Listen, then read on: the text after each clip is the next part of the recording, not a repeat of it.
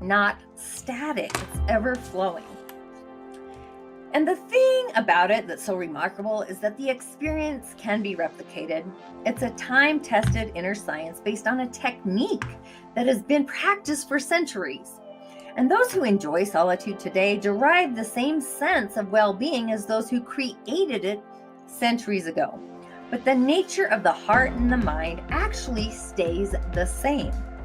So basic instructions for sitting are deceptively simple and not very different today than they were 2,500 years ago. And we're going to go through those steps.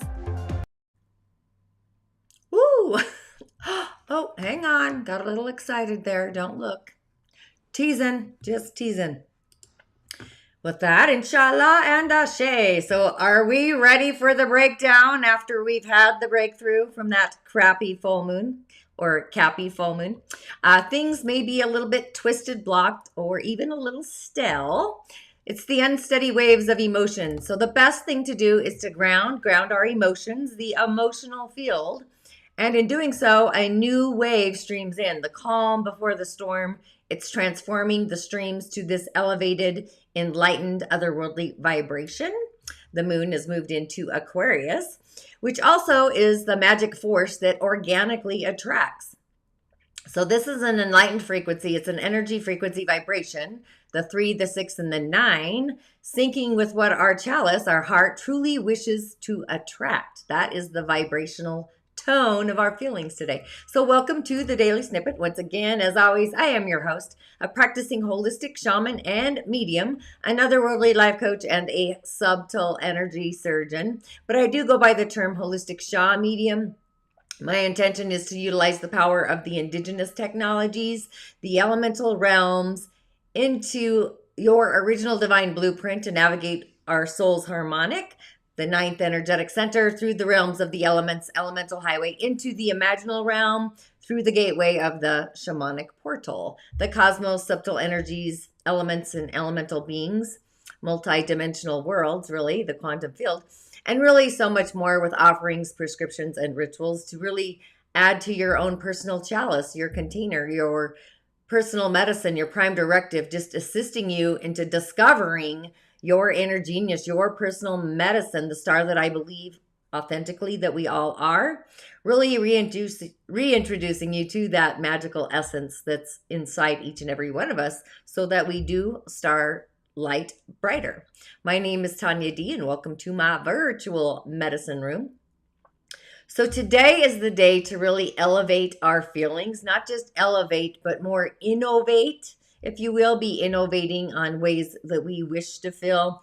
There was a storm here last night in Utah, and if you know me, I do sleep outside, but not last night. It was as if the universe was beyond the buckets being dropped from the heavenly realm. So cleansing some huge earthly debris of toxicity, emotions like just flooding down.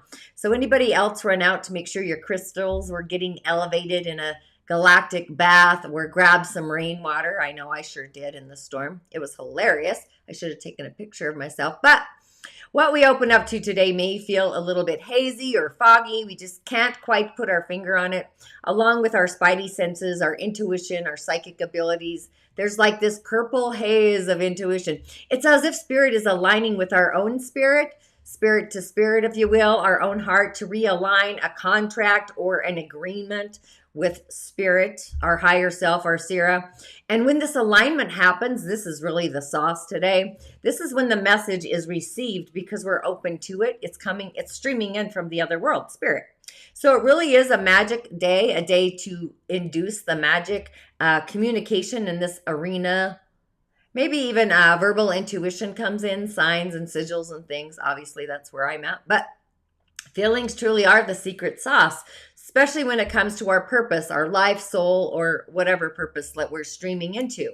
So if the queen, the chalice of who we are, our heart center, is in alignment without feelings, allowing them to turn goals, projects, etc. into gold, transforming transmetals, transitional metals, it alchemizes them.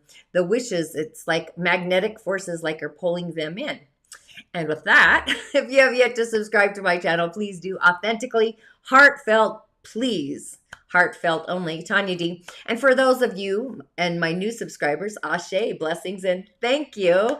And just go ahead and hit the bell button so you're notified, and comment or share. That will get you a message for your day to get you on your way. And I'm telling you, today has some secret sauce. It just really helps to echo out the algorithm to other musers like yourself in the galactic universe who may muse, be curious, or question insights about the other world, the world of spirit, source, our prime directive, just beings that are otherworldly, connecting with the Fae, and so much more. But you can also find me on other social platforms, TikTok, Instagram, Facebook, and my Musing with Tanya D podcast, which this upcoming one's going to be a little different because I have some really cool otherworldly things that are chiming in. But if your soul wishes to dive on deeper into the realms of the other world, the world of spirit, collecting with your own intuitive gifts, your psychic abilities, the elemental beings, and so much more, quite really, head on over to my Musing Corridor. That's my digital library in the sky. This is where I have some amazing opportunities and options to assist you, to guide you. I really am your shamanic otherworldly assistant. I truly believe we each and all are our own healers, but sometimes we do have an energetic hiccup, a trivial pursuit, and we do need an otherworldly perspective. So with that, just a few announcements. If you have yet to invest in yourself, heartfelt, Soliciting Solitude, my online corridor of meditations are on the highway. You too can start your inward journey until midnight, the last day of July, one-time payment, 88. And I can honestly say I won't be doing offerings at a savings anymore. It is what it is. So this is like the last limited time I'm going to put out there. But the link for this is in the show notes. So the main ingredient for the season, I'm going to switch gears a little bit. This kind of shows the story of our day. Let me get rid of my Thankful Thursday. And for sure, are you thankful? It's Thursday. But the main ingredient during the season of the moon is our emotional foundation. It's our home. It's our family. Feeling safe and secure. And we are really in the high tides, feeling the feels until our heart really lights up, Leo, the star that we all are. I'm creating what's called the Witcher's Way to Manifestation coming soon to a venue near you. So if you're curious, absolutely subscribe where it fits into your living style, your lifestyle, either here on YouTube, my social platforms, or my newsletter. So again, what resonates with you? So we've got fog.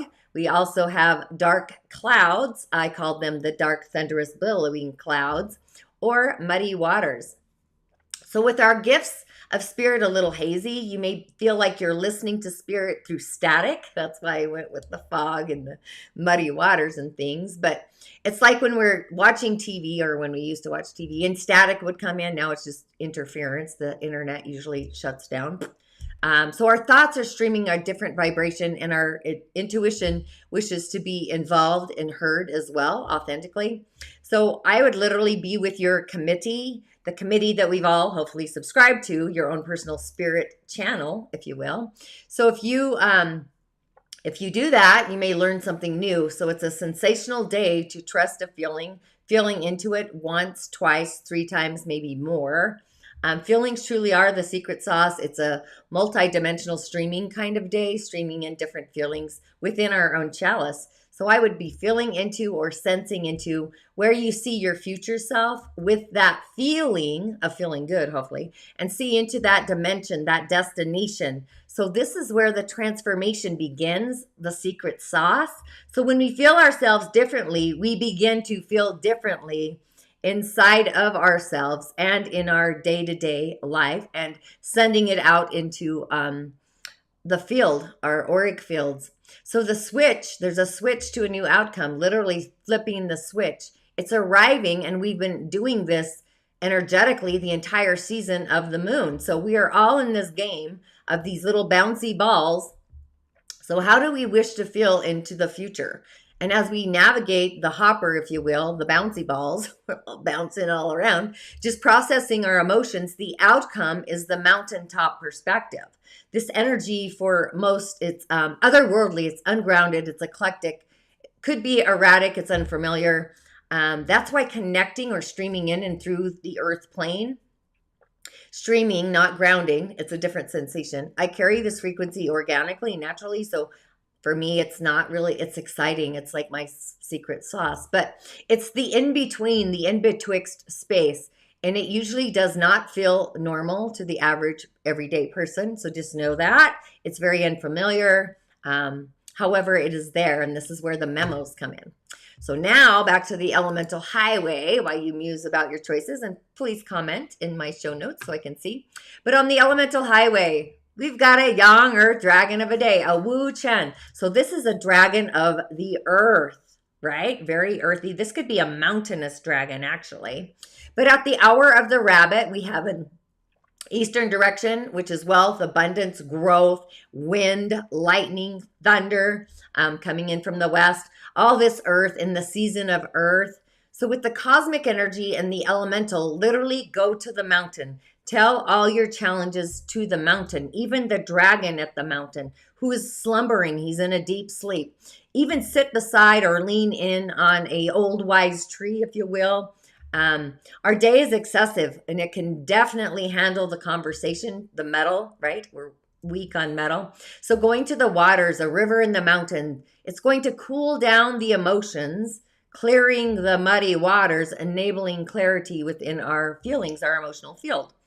But wood and water, which we have on the year, both are needed for our day. Wood to transform, to be authentic and truthful within ourselves, and breaking up all that earth. There's a lot of earth. That's why I recommended the tree. And water to bring in clarity and peace to the muddy waters. You may feel lonely, hardship, or even sadness. So take it all that earth, to the mountain. Sit by a river, be in the mountain. And if you can't get to a mountain, just be in nature, an area of nature where there's moving water, a tree. The god of the day is the flamboyant god. So wealth is coming from other resources. Isn't that nice? Streaming in, I'll take that. And the original talent is the pioneer. So this is innovation, being a pioneer. This is kind of Uranian energy as well, where people do things differently, and sometimes it irritates those who don't want to do things differently or don't want to change. Change and transformation are something that are always in play. But this is also strong creativity, the ability to communicate. It's energetic, it's chatty, it's unpredictable. I feel like I'm streaming it in actually right now, but this frequency can get in trouble if it's not balanced with being overly sexual, sex drive, sex appeal, stuff like that. Mike Tyson, Charlie Sheen have this frequency, and look at the trouble they got themselves into, right? With being that flamboyant player kind of frequency. But the opposite side is also Cyndi Lauper, where girls just want to have some fun. So you could bring in metal, writing yourself a letter about how you feel, and literally giving that to nature.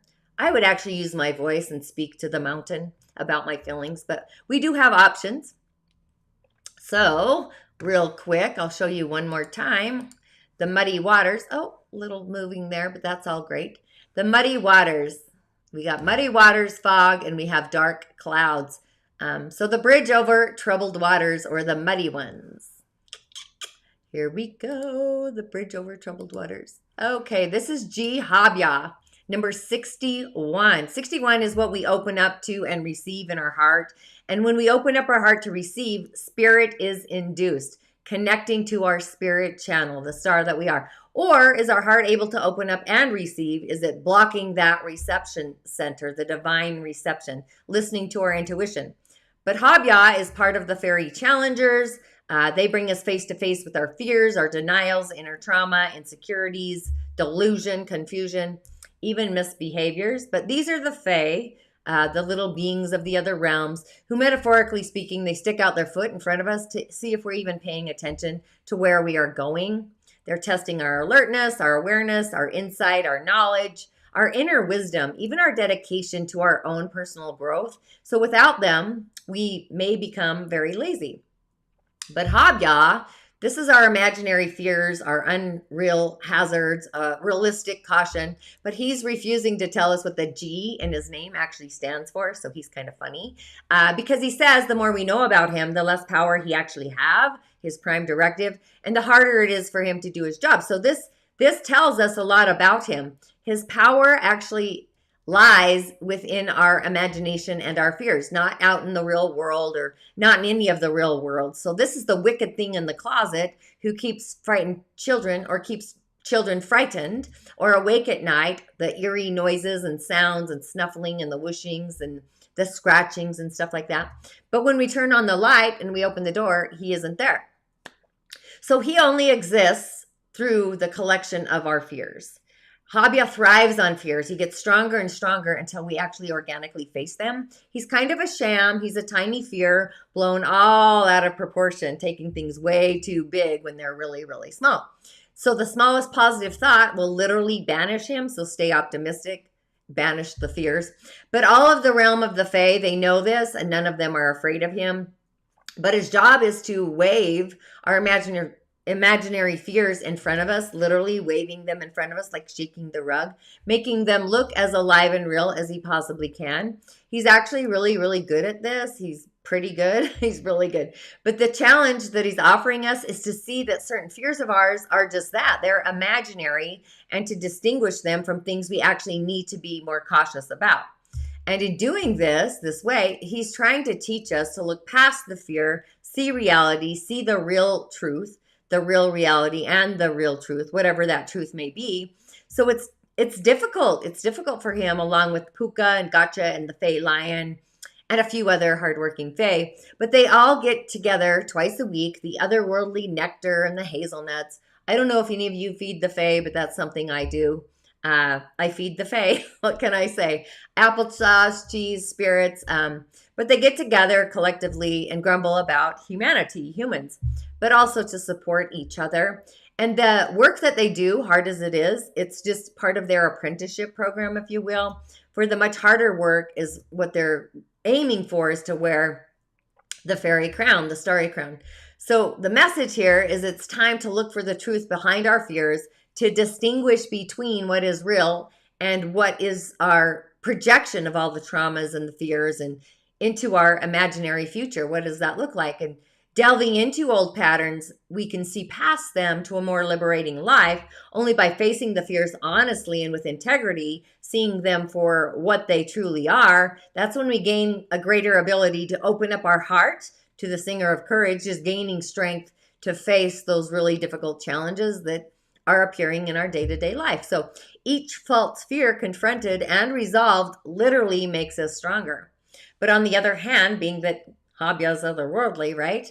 Perhaps possibly there is a wicked thing in our closet and it's waiting for the lights to be turned on. So it's like checking things out carefully. Sometimes our fears are truly justified, but it's important for us to learn to distinguish between the imaginary and the real. False evidence affecting our reality. So that's kind of what the message is with Ahhhh. Okay, who chose the fog? And I got a stream up here. There we go. Ding. This is, I really love the fog, right? Actually, I love all the magic of nature. Not gonna lie, even from the buckets of downpour. But this is Aponya's wild daughter. She's part of the fairy challengers as well. So we have 2 challengers here today. But the 54, it's like, where do I fit in or not? And what do I think about where I fit in or not? So when we know where we belong and affirm a positive outcome, it then initiates the action that we can take. But Aponya's wild daughter, this is our inner shadows, nightmares, depression, madness, but it's also growth. So in the bleakest part of the night, Dorcha, this is her name, little Dorcha, she's wearing her crown of fairy stars, but she's kneeling on an ancient owl, the bearer of the hidden wisdom of the night, right? The owls, the ancient wisdom, just facing into the past with clear, unflinching gazing. So she's holding us, and we're held immobile, inwardly focused by her comforting yet unstoppable light-filled hands. So she's asking us riddles that often seem impossible to answer at first, but at the same time, she's not going to let us go until we find a solution within ourselves. She's one of the great teachers of the Fae, and her methods of teachings make Socrates' questions look like child's play, like a game. So we need to expect this from Dorcha, because her lessons are about the shadow side of ourselves, the things we fear, the insecurities, self-doubts, our denials, in the river. But she's a practitioner of tough love therapy, which I love. We all need tough love therapy. But Dorcha is the wild daughter of Aponia, the lady of the horse and the moon. So she takes us through the dark, hidden side of ourselves into healing and fulfillment. From the temporary madness of rage, premenstrual tension, great success, to the deeper and longer psychosis that she drives us on the journey through those internal hells. So when we complete the journey, the other side of the coin, that's when we become transfigured, transformed, and we transcend that old self. So we can never be frightened by the darkness ever again, whether our own or that of others. But until the journey is fully complete, we exist in a state of vulnerability, being vulnerable, which is where most of us are most of the time. But her sister, I've talked about her before, Lestit, she's more gentle. She does wear the crown of stars. It's a mark of service, compassion, and greater wisdom. But Dorcha's element is the night, the moonlight. This is where she tempers and tests our spirit through teaching our inner conflicts, our struggles. They become, as they are resolved, literally our greatest asset, our greatest strengths. So Dorcha is a sphinx, and her riddles must be answered, otherwise be destroyed by our own internal conflicts. So she's reminding us that we cannot go forward until we have faced something that's deeply buried within us, that's holding us back from our greatest starlight. So her presence today is telling us that finding and working through this is really a task of some urgency. It's like a prime directive. So we can expect help in this form from other people, from the Fae, even from our dreams. But we must be open to these difficult questions and also the answers. And be ready to face things about ourselves that are not as we would wish them to be sometimes. But she's urging us to heal those resolved issues about who we really are, what we truly want to be. But this is part of the required course of Self-Transformation 101 that we all enrolled in here on planet Earth. It's like what we came to be and do, so we can have. But the answers to her riddles often come in a sudden burst of enlightenment, like the solution is an aha moment. You may watch a leaf fall or catch a glimpse of the moon in the sky, and then suddenly be hit by the answer, the knowingness. But before that happens, we usually work long and hard upon the question at hand, just searching and digging for an answer. So the realization, when we really authentically have it, will be that transformative. We're no longer going to be the people or the person that we once were before. Maybe you don't like this interpretation, but possibly, I've been kind of telling you all along, you and everyone else, we all receive varying messages from the Fae. Yours may differ from mine, so kind of tune into that. I would suggest that you ask her if she has a different message for you, but don't be surprised if her answer is not only another question, but it's a riddle. And wishing us well and solving it with all of my heart space.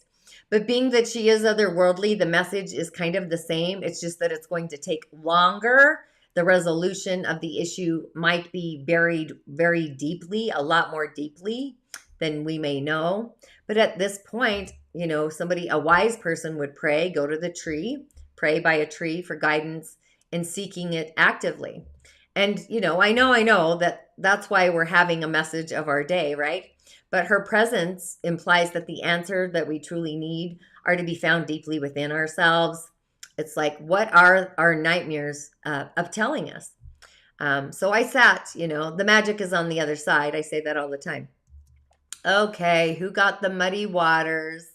This is also a great one. And I have a bonus for the day to get us on our way. Muddy waters, fog, dark clouds, the dark thunder clouds. Okay. If you wouldn't mind commenting actually your favorite part of the show, that would be awesome. But thundering, billowy, dark clouds. You get the maiden, which I love. 14, again, where does our heart belong? That's what the day is all about, I'm telling you. When we know where we belong, heartfelt, where we fit in our treasure box, we affirm it and we be mindful of it. So what do I belong saying to my heart? It's like the positive affirmations of, where do I belong? Where do I heartfelt belong having this conversation with my heart? But the maiden's part of the she. These are the people of the hills, the lords and the ladies of the Fae, the dancers, They dance. They're the old ones, but they do this dance to mediate the powerful energies of the singers to bring them into manifestation throughout the world.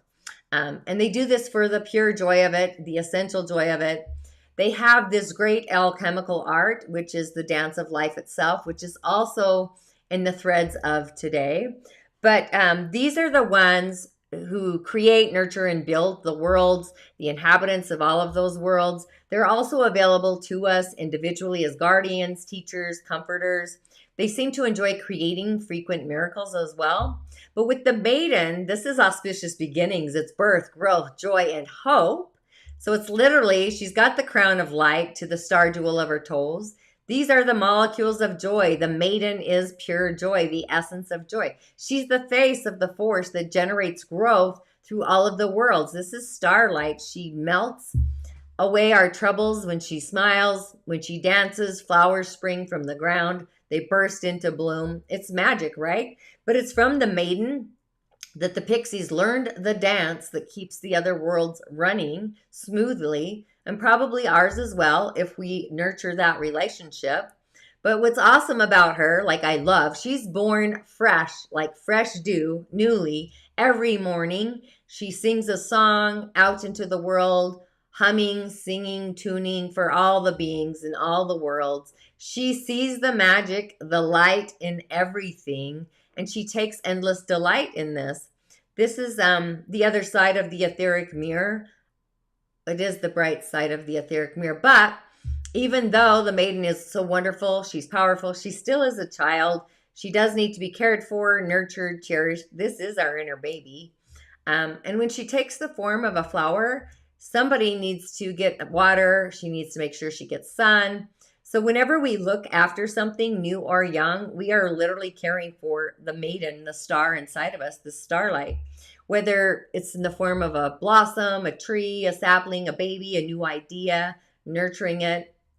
She then is likely to switch between being joyful and grateful, just receiving this nurturing. It's insisting on being independent, and oftentimes she's really not quite ready for that because she's born anew each day. But she knows deep within herself what she needs to do and become. But she moves towards this with like the directedness of a child, an inner child. But she also has the simplicity and the curiosity of children to see things through those unclouded eyes. But she also has the openness to life and love and things and new experiences. So every moment with her is an adventure. It's filled with playfulness, childlike wonder, hope, innocence. She's awakening to and learning about our world. So much of her learning comes with laughter, silly jokes, playtime of little kids. And she trusts authentically what life gives her. Every time we allow ourselves to be filled with authentic joy, we become more like the maiden, that inner laughter, that inner giggle. So she does signify new beginnings and growth, and we couldn't ask for a more specific message than this, especially if we're beginning something new. This is spontaneity, growth, joy, exhilaration, the promise for a future that's signified here. It's like getting the memo and taking note. It's at the very early stages of any process. There is a lot of vulnerability. We do need a need for protection and shelter and guidance. But there's also a magical force or an energy towards the beginning of growth, the beginning stages, and trusting the process and take care of the finite details at the same time. But being that she's also the inner child who does need to be under some supervision of a competent, hopefully, inner adult in order to for her to feel secure and loved. She's not happy when we spoil her. That's not her thing. Just consider what is growing in your life. Really make a list of your hopes, your dreams, and your plans, your wishes, and look for growth within us, heartfelt. And think about the 5, how you can cherish and also nurture that.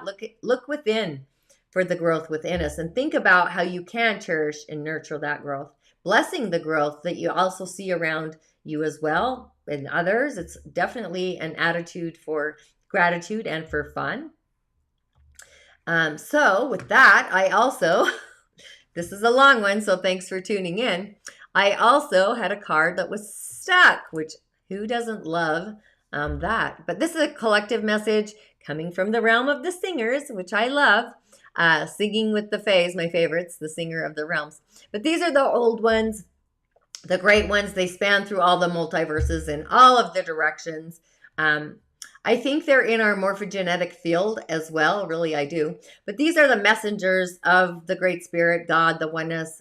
So we may see them as messengers of unity, the guardians of the gates into these other worlds, channeling through their songs and energies, powers of love and courage and connection and intuition and so on and so forth. Just opening up our heart space through prayer and meditation, or love to these otherworldly beings, the singers.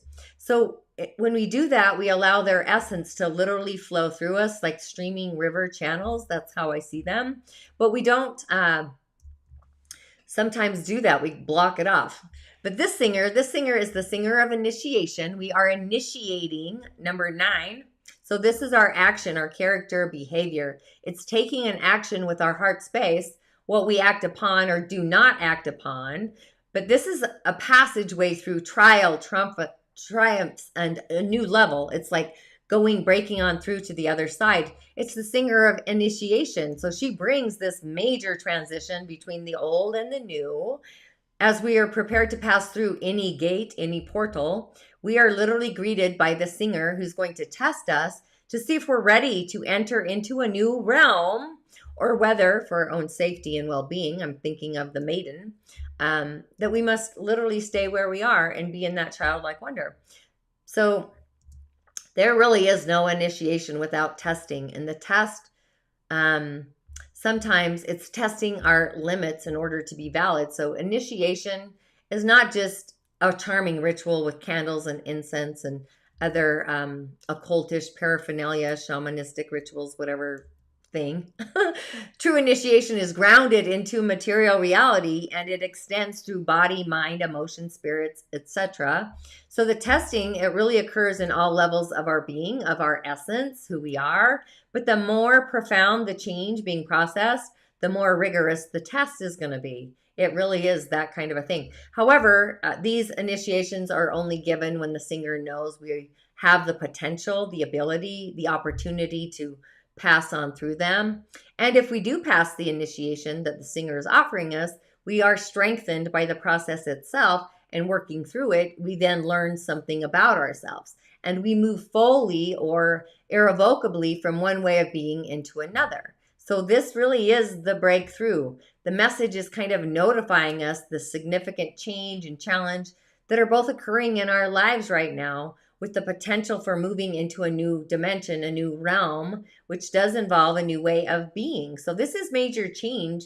It's really been building for a long time, and the moment is now. It's here to meet this challenge. So we may already be aware of this initiation process, but perhaps, we've only seen it as bad luck or fate.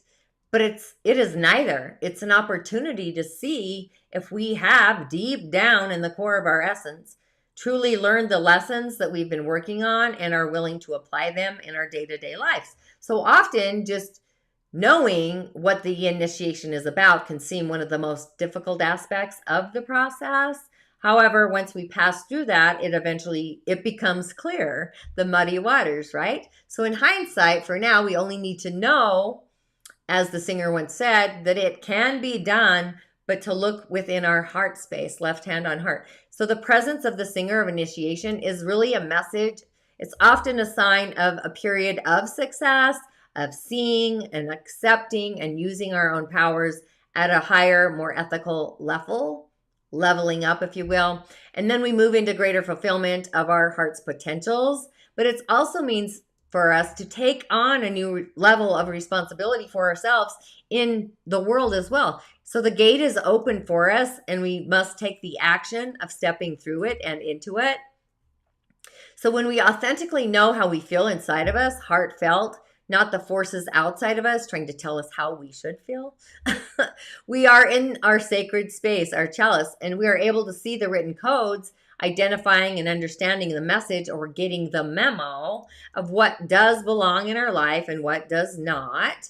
So things that make us feel unsafe, ungrounded, not protected, insecure, You know, they're usually a no-brainer, but the universe is cosmic. So we're setting the stage of what we wish to attract, and we're going to see it in people, places, events, situations, like a reflection that reflects like a cosmic mirror, where we do belong in the future, where we do fit in our puzzle piece, our magic puzzle. And also at the same time, you may feel the tugging away, people tugging you away or pulling you away, pushing you away from these aspects of our life that are clearly, you know, we don't feel like we fit into. You know, it's the magic puzzle. So really pay attention to your feelings and know it's like having repellent. I just repelled some wasps, but repelling, you know, us away from places we don't fit in and magnetizing where we do fit in from different situations, events, peoples, etc. But this magic, the revealing, the reveal of the cards, right? It's like what does and doesn't belong in our world, our sacred garden. And just taking a moment to pause and filling in the streams, creating sacred space, grounding our emotions, literally being in our own personal observation station and seeing within our scrying mirror what belongs and doesn't belong in our day-to-day life. And just remain open in that processor as the mind sees a different way of understanding how the pieces fit into our future, the galactic future life. With our intuitive and psychic abilities online, you know, just remember things happen for us, not to us. Seeing through the fog, the muddy waters, the thunderous billowing clouds, you know, you could chant the ing being in the sacral, ing, the crown, bring it down to the sacral, or just do a double voom of a day, the sacral all day long as these feelings come up. I keep seeing the bouncy ball room, so feelings are everywhere, right? But they're starting to dissipate. So you may see into the future by the end of today from an otherworldly perspective, the Fae, that's why I went with them. The way we feel the world may have changed and how we feel about ourselves and our future may change. Just liberating and opening us up to an enlightened point of view, a different story with unlimited opportunities. So again, things that fall apart are literally meant to pull away from us, a gravitational pull, and moving us to get into the flow. That's why I said go to the waters. And just know that we are the change we wish to see. The moon having moved into Aquarius, so the vibration of what we feel is also these otherworldly feelings. So be sure to ground the field of your emotions. Go to the waters if you can, the abyss. It really is a transformational kind of day in our feelings. And, you know, isn't it time to attract the light, the star that we all are? Having a mountaintop perspective, a multi-dimensional initiation in words. So I would affirm that I am transcending to a higher state, an optimistic venue, attracting my soul tribe. That's like where we belong, which is being initiated by the singers of the realm. So be in the positivity of the flow, streaming only feelings that resonate with your soul. It literally may feel a bit awkward, wonky, but know that we are doing great. That's the frequency of today. It's literally looking into the other world, the cosmic soup of what our future life is meant to be. So with that, thanks for tuning in. I know I was a little late and a little long-winded. However, it's going to be super galactic juicy. So hold the force, and I will see you on the other side.